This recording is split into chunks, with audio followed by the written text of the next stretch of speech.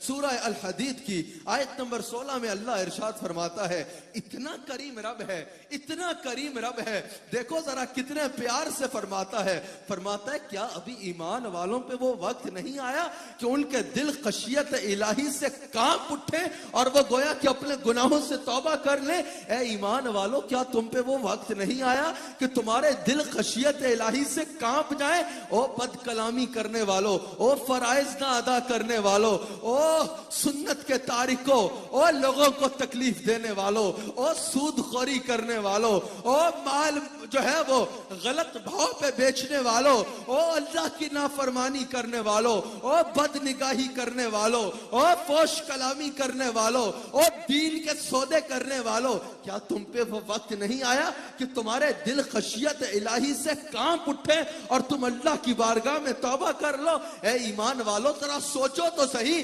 تمہارا رب تم سے بھی پوچھ رہا ہے اور مجھ سے بھی پوچھ رہا ہے کہ ابھی بھی تم پہ وہ وقت نہیں آیا کہ تمہارے دل خشیت الہی سے کانپ اٹھے؟ اب یہ سن کے بعض لوگ ایسے بھی ہوتے ہیں جو کہتے ہیں نہیں بھئی ہمارا تو دل اللہ کے خوف سے بہت کانپتا ہے، ہم تو اللہ سے بہت ڈرتے ہیں، لیکن یہ جھوٹ کہتے ہیں، اللہ سے نہیں ڈرتے۔ آؤ ذرا میں سناتا ہوں کہ اللہ سے کیسے ڈرنا چاہیے جب پھر توبہ اس مقام پہ پہنچتی ہے۔ آج ہم مسجد میں آتے ہیں، مسجد میں بیٹھ کے بھی ہمیں دنیا کی پڑی ہوتی ہے، مسجد سے نکلتے ہیں اللہ کو بھول جاتے ہیں اگلی نماز تک، لیکن ہم مسجد میں آتے ہیں اور جاتے ہیں، آنے اور جانے کی بات تو دور کی بات ہے، مسجد میں بھی ہماری کیفیت تبدیل نہیں ہوتی، مسجد میں بھی دنیا ہی ہمارے ذہن میں گھوم رہی ہوتی ہے۔ ہاتھ اٹھاتے ہیں، اللہ کی رضا نہیں مانگتے، دو اور پلاٹ مانگتے ہیں، دو اور دکانیں مانگتے ہیں، دو اور بیویاں مانگتے ہیں، دو اور جو ہے وہ مکان اور دنیا کی چیزیں مانگتے ہیں،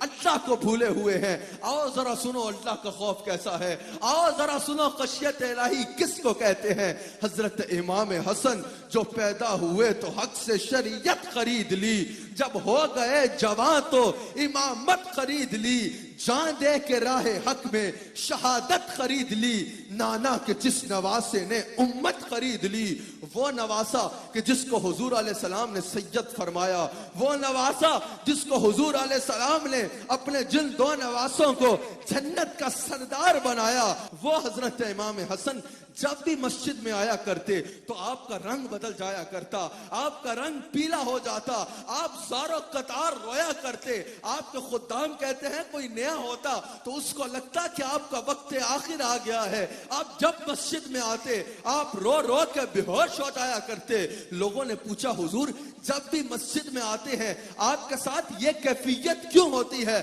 آپ نے فرمایا جب میں مسجد میں آتا ہوں تو میں اللہ سے کہتا ہوں یا اللہ حسن تو مسجد میں تجھے منہ دکھانے کے قابل نہیں ہے، قیامت کے دن منہ کیسے دکھائے گا، قیامت کے دن تجھے کیسے منہ دکھائے گا؟ اس کو خوف خدا کہتے ہیں۔ حضرت عمر فاروق نماز پڑھ رہے ہیں، امام نے آیت تلاوت کی کہ قیامت کے دن تمہاری چھوٹی سے چھوٹی نیکی بھی آگے رکھی جائے گی اور چھوٹے سے چھوٹا گناہ بھی آگے رکھا جائے گا اور اللہ تم سے اس پہ حساب مانگے گا۔ عمر فاروق چیخ مار کے بے ہوش ہو جاتے ہیں، جب ہوش آتی ہے تو رو رو کے کہتے ہیں یا اللہ عمر تو اپنے ایک لمحے کا بھی حساب نہیں دے رہا، تو چھوٹے سے چھوٹے گناہ کا حساب لے گا، تو چھوٹے سے چھوٹے گناہ کا بھی حساب لے گا۔ یہ وہ عمر فاروق ہے جن کے بارے میں حضور نے کہا ہے یہ جس رستے سے گزرے شیطان وہ رستہ چھوڑ دیتا ہے۔ اگر میرے بعد نبی ہوتا تو عمر ہوتا، میرے بعد نبی ہوتا تو عمر ہوتا۔ یہ وہی عمر ہے جو دریا میں پرچی ڈالے تو پانی حکم مانتا ہے،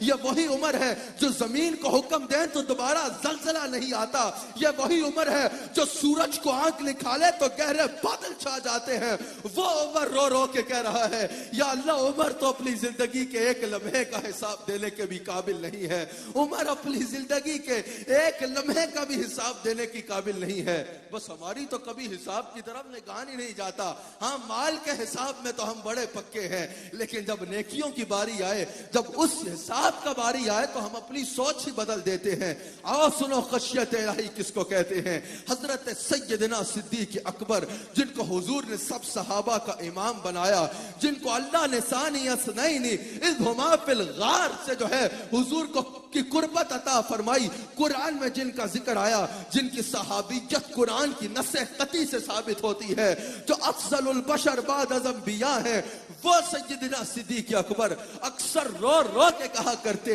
कि काश अबू बकर इंसान न होता, एक घास होता और कोई जानवर इसको खा जाता कि मैं अल्लाह के हुजूर सामना करने की जुर्रत नहीं रखता। काश अबू बकर एक दरख्त होता और कोई इसको काट देता कि मुझे अल्लाह का सामना न करना पड़ता। मुझे अल्लाह के सामने जाते हुए अल्लाह के खौफ आता है, अल्लाह से खौफ आता है। अब और ताबईन कहते हैं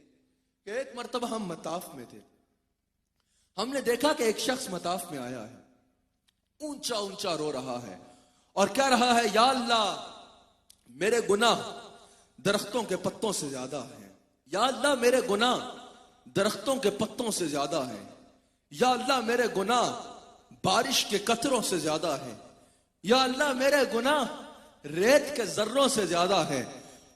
वो कहते हैं कि वो इतना ऊंचा ऊंचा रो रहा था कि उसके रोने पर हमारे कलेजे फट रहे थे, हमें उस पर तरस आ रहा था। वो कहते हैं वो शख्स ये कहता कहता बेहोश हो गया। वो आप कहते हैं, सहाबा और ताबईन कहते हैं जो वहां मौजूद थे, कि हम आगे बढ़े, हमने कहा देखें तो सही ये है कौन जो इस अंदाज में तौबा कर रहा है, इतना रो रहा है, इतना अल्लाह से डर रहा है, ये है कौन? सहाबा कहते हैं जो कपड़ा हटाता उसकी चीखें निकलती और वो पीछे हो जाता। सहाबा कहते हैं जब आगे हो के बढ़ के देखा तो वो हजरत सैयदना ज़ैनुल आबिदीन थे, वो हजरत सैयदना ज़ैनुल आबिदीन थे जो रो रो के कह रहे थे, या अल्लाह मेरे गुनाह तो दरख्तों के पत्तों से ज्यादा है, बारिश के कतरों से ज्यादा है, रेत के जर्रों से ज्यादा है। अजीब वक्त आ गया है, आज चार बंदे किसी के हाथ चूम ले तो वो अपने आप को मुजद्दिद वक्त समझता है, वो अपने आप को गौस वक्त समझता है, वो समझता है कि अब मेरे से बड़ा इस दौर में कोई है नहीं। वो हजरत सैयदना ज़ैनुल आबिदीन जो हजरत इमाम हुसैन के बेटे हैं,